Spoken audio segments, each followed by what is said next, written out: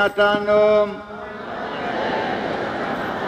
mahujaji katika matumaini.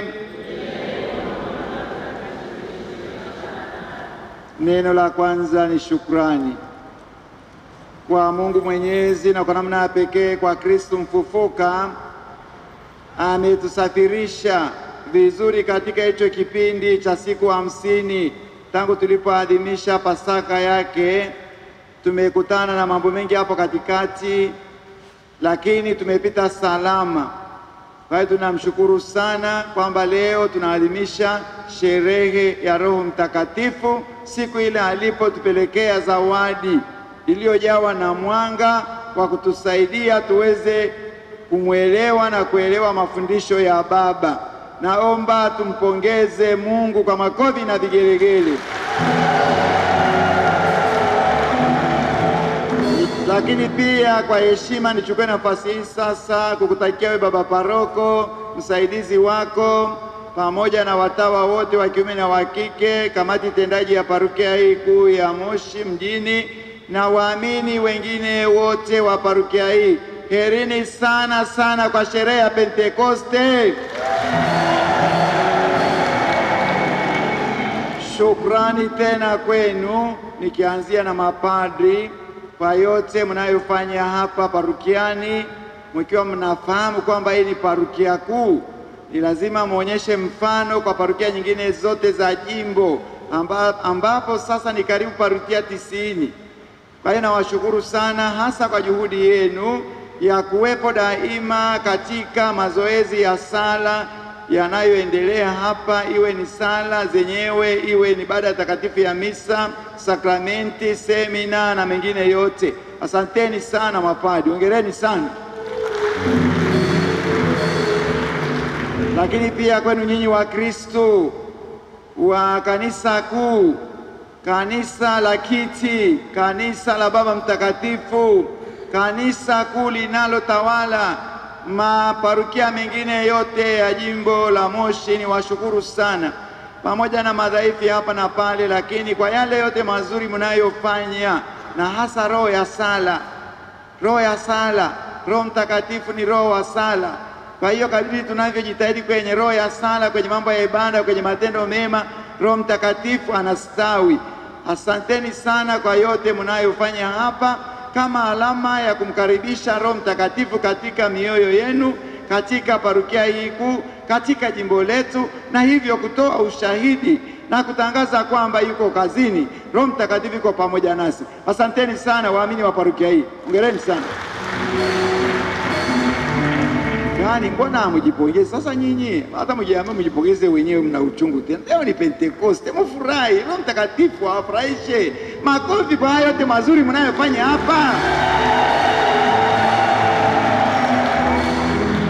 Sasa kweli sijui kama Roho Mtakatifu ameshaingia. Roho Mtakatifu ni roho wa uhai, ni roho wa uchangamvu, ni roho wa amani. Yani unafuraha kwamba yupo potri mbali na matatizo yaliyoko huko ndani. Lakini Bwana leo amemiminwa, na hapa anaweza kumimina kwa namna ya pekee siku hii ya leo. Uwe na furaha, yuko kazini. Hata kama hapa na pale kuna matatizo, don't worry. Roho Mtakatifu ana nguvu, atasafisha, atatakasa, atakuinua. Hongereni, aherini sana kwa sherehe ya Pentekoste. Sasa naomba basi kwa kweli baba paroko na msaidizi wako tusisitize, ni lazima kumkaribisha Roho Mtakatifu, kumkaribisha aje kwa nguvu kabisa. Anakaribishwaje baba askofu? Tumeshasema palipo na matakatifu ndio uwanja wake. Sala tunaposali kwa uchaji, tunasali tukiwa na mioyo ambayo kwa kweli imejaa uchaji, imejaa neema ya utakaso, imejaa uadilifu. Hayo ndio maeneo yake, ndio bustani za Roho Mtakatifu hizo. Kwa hiyo niwaombe, ninapowashukuru, endeleeni kuimarisha roho ya sala, roho ya sala, roho ya kupenda matakatifu, kupenda matakatifu katika parukia hii. Hii parukia iwe na harufu ya sala, ili muambukizie huko kwenye maparukia mengine mpaka kule Kikelelwa. Kikelelwa ni parukia ambayo iko kule karibu na mpakani, iko kule Tarakia, mpakani mwa Tanzania na Kenya. Kule Kikelelwa, kule Tarakia, kule Kimanyatu. Yaani yani harufu hiyo isikike huku, na wao waende waige roho ya sala. Roho ya sala ikistawi na Roho Mtakatifu atahamia kwetu. Ni roho wa sala. Unakumbuka alipokuwa anasali, akishabatizwa, alikuwa amebatizwa na Yohani Mbatizaji, alafu alikuwa kwenye sala. Alipokuwa kwenye sala, Roho Mtakatifu akamshukia. Ni katika sala anakuja, katika sala. Roho Mtakatifu ni roho wa sala. Nenda tena kwenye Matendo ya Mitume sura ya 13 mstari wa 1 mpaka wa 5. Mitume walipokuwa wanasali alafu na kufunga, Roho Mtakatifu akaja akasema, naomba munitengee Barnaba na Sila waende kwenye kazi maalum iliyoandaliwa. Roho Mtakatifu, palipo na sala, palipo na matendo mema, palipo na kufunga, kujinyima, palipo na utakaso, sakramenti ya kitubio, mahali ambapo tuko mahekalu ya Roho Mtakatifu, Roho Mtakatifu anakuja. Kwa hiyo nawaomba tumwandalie Roho Mtakatifu mahali, tutengeneze bustani ya Roho Mtakatifu, tutengeneze udongo wa Roho Mtakatifu. Ndio huo wa kupenda matakatifu, wa kupenda matakatifu, sala, sakramenti za kanisa, haya mazoezi ya kumwabudu Yesu katika Ekaristi. Hapa tunamshukuru Mungu, kuna chepo nzuri sana ile. Twende huko wote, sio watu wenye matatizo, tuna watu waliochanganyikiwa wanaenda lala kule, na sisi kuanzia askofu na mapadi na watawa na nyinyi wa Kristo, kule ni kwetu, kule kujae mara kwa mara. Hapa siku ya Ijumaa asubuhi saa 11 mpaka saa 12 asubuhi, wakati ambapo tuko magotini tukimwomba Yesu katika Ekaristi abariki safari yetu ya sinodi, abariki familia zetu, abariki vijana wetu, aondoe masuria, aondoe mambo ya ushirikina, aondoe imani mkorogo. Na wewe uwe hapa magotini. Saa ya kuamka ni saa 10:30. Sisi tunaamka, waskofu tunaamka saa 10. Tunajiandaa 11 tuko kanisani. Ndiyo darasa la kwanza tumpe mwenye mali, tumpe Yesu. Tuandae makao ya Roho Mtakatifu, tuweze kuingia kazini tukiwa tumejawa na uchangamfu, tukiwa tumejawa na hamu ya kumtumikia Kristo. Haya, hii parokia sasa, baba paroko na wewe msaidizi wako, nyinyi hapa, yani parokia iwe na harufu ya Roho Mtakatifu. Mkiwa na harufu ya sala hapa, Roho Mtakatifu atahamia hapa. Ndio maeneo yake. Mkiwa mnapenda neno la Mungu, mnafanya tafakari ya neno la Mungu kwenye Biblia takatifu, Roho Mtakatifu ndio yake. Mkiwa watu ambao mnafunga, mnajinyima daima, mnaondokana na mambo ambayo sio lazima, haya mapombe, haya masaa mnayotumia kwenye simu, mkajitenga na hayo, mkajizamisha zaidi kwenye sala, Roho Mtakatifu anakuja. Haya mapombe makali ambayo yanaharibu ini, yanaharibu figo, yanaharibu kifua, mkiachana naye, Roho Mtakatifu anahamia. Tumsifu Yesu Kristo. Kwa kweli najitahidi. Hayo mapombe siko kwenye sala nipo, kwenye kuhangaika. Yaani tumefanya hapa jimboni, nitoe ushuhuda wa Roho Mtakatifu. Sasa tukafanya mazoezi ya toba wakati ule wa Kwaresima. Tukasema tunatembea na msalaba mtakatifu wa Bwana, tukifanya njia ya msalaba kuomba msamaha wa dhambi zetu, kumwomba Mungu Roho Mtakatifu aje atutakase, atusafishe tuweze kuwa wapya. Tukatangaza mapadi wote, wavikarieti ya Rombo na watu wote wanaopenda watawa, tukaanza kule wapi? Tukaanza asubuhi kule parokia Mashati, tukaenda mpaka Mtimuho, tukaenda tukakata kona huko, mvua inanyesha kubwa, tunakata kona huko tukafika mpaka Kiraini. Sasa mvua inanyesha, sasa watu wengine wanakazika, wanasema sasa baba askofu anatuletea mambo haya tu, ngoja ataanguka tu, ataanguka tu. Sikuanguka, tukamaliza siku nzima. eti wananiambia, mapadri wananiambia, baba askofu, tunaona umechoka, tukusaidie nje ya msalaba. Nikasema ni mimi naongoza nje ya msalaba kutoka Mashati mpaka Kiraini. Nje ya msalaba ni moja tu, ni Yesu anatembea na msalaba. Huwezi kuona nje ya msalaba inaongozwa na watu wawili. Nikasema mimi ni Yesu ndiye anaongoza nje ya msalaba, mniachie. Nikaongoza yote, walikuwa wanangoja nianguke, sikuanguka mpaka nikamaliza. Wiki iliyopita tukaingia vikarieti ya Moshi siku ya Ijumaa. Tukaanzia Kibosho Mama, tukazunguka huko mpaka Zingatini, tukazunguka tukarudi nje ya Mweka, tukazunguka tukaja mpaka Longuo. Walisema ni maili 12. Sasa mvua ilinyesha tangu asubuhi mpaka jioni. Naongoza nje ya msalaba. Wanasema askofu anatuburuza, ataanguka na atapata shida. Sikuanguka. Sasa kwa sababu tunakenda tukiwa tumejaa Roho Mtakatifu, tukianguka tunaanguka katika hii kazi yake. Sasa imagine kwamba si tumefanya kule Rombo, wao wameshapumzika, sasa tumekuja huku, lakini anayeongoza ni yule yule kwa bahati mbaya au nzuri. Kwa hiyo tukamaliza hiyo, tukaenda vikarieti, tukarudi vikarieti ya Hai. Tulianzia huko, tukaanza kule parokia ya Ungwe, tukatoka Kindi tukaja, tumefika Kindi, tumekimbizwa na nyuki. Yani tukimbizwa na shetani. Shetani anafanya kazi nzuri inapofanyika. Tukakimbizwa na nyuki. Watu wakasema hapo, na askofu ashangae, maana tunatusukuma tu, afanye huko nyumbani kwake, sio kutusumbua sisi. Wakafikiri kwamba nitaumwa. Nikaumwa kidogo lakini sikuumia. Tukaendelea tukafika mpaka Sambarai, tukakaa huko mpaka tumemaliza misa kwenye saa 2 usiku. Haya, tukatoka tukaenda Vunjo. Haya, mtu ni yule anasema sasa huko Vunjo ndio ataanguka. Maana wiki 4 mfululizo yeye anajifanya kwamba ana nguvu sana. Yeye anajifanya kwamba ataanguka. Sasa kwanza, kuanguka kwenye njia ya msalaba ni fadhila. Yesu ameanguka mara ngapi? Kuna watawa wameanguka sana, wakabadilisha ngo wakaendelea. Mapadi walianguka, lakini mimi sikuanguka. Lakini hata kama nijaanguka ni fadhila. Yesu ameanguka mara 3, mimi ni nani nisianguke?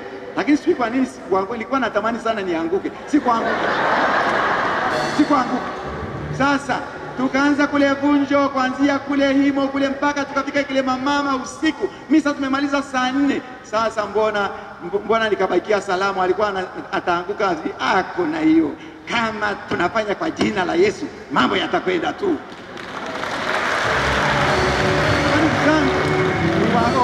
Mimi natoa ushuhuda, maana nimeshambuliwa sana na mapadi na watu wengine, dada wengi tu wanasema askofu anguke. Sikuanguka, kwa sababu matendo hayo Mungu anayagonga muhuri. Ndio matendo ya toba, ndio matendo ya kutusafisha, ndio ambayo Roho Mtakatifu anahitaji katika sinodi hii. Kwa hiyo ndugu zangu, tutengeneze uwanja na bustani ya kumwalika Roho Mtakatifu. Hilo naliomba sana, hasa parokia hii kuu ambayo kwa kweli ndio mnawatawala jimbo.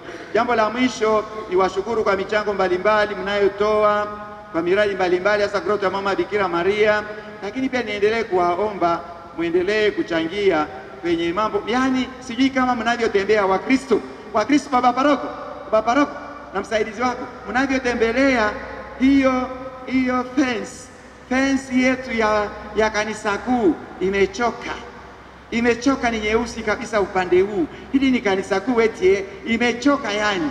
Sasa ni lazima kuiondoa, ni lazima kusafisha, ni lazima kufanya marekebisho. Haiwezi kubaki namna hiyo. Ukienda kule Kikelelwa mambo ni mazuri sana. Ukienda kule Mashati, ukienda upande mwingine kule mbali kule Mtirini, napokwenda sasa hivi ni paroko wa Mtirini. Tukimaliza hapa tunakwenda Mtirini.